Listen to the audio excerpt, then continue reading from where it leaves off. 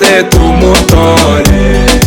Ramadhani ndikuyeze mazima arashoboye, Kisoro municipality twese tumushigikire. Ndikuyeze Ramadhani aje gukora ibyabananiye, abo bose muri kumva arabaruta. Ramadhani ndikuyeze niwe ushoboye, oye oye oye oye Ramadhani, oye oye oye oye ndikuyeze, oye oye oye oye meya wacu twese twese ni Ramadhani. Kubwa meya twese tumutore.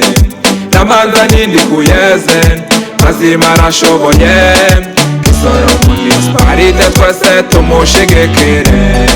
Ndikuyeze Ramadhani aje gukora ibyabananiye, imihari yacu yarononetse.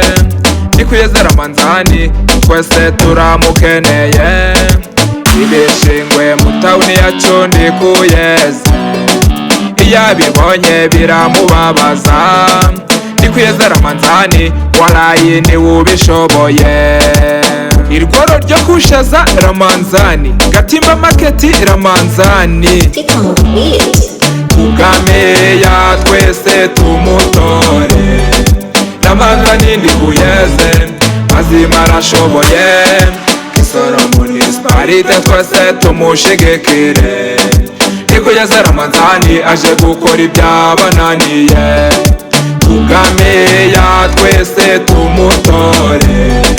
Ramadhani ndikuyeze mazima arashoboye, Kisoro municipality twese tumushigikire. Ndikuyeze Ramadhani aje gukora ibyabananiye.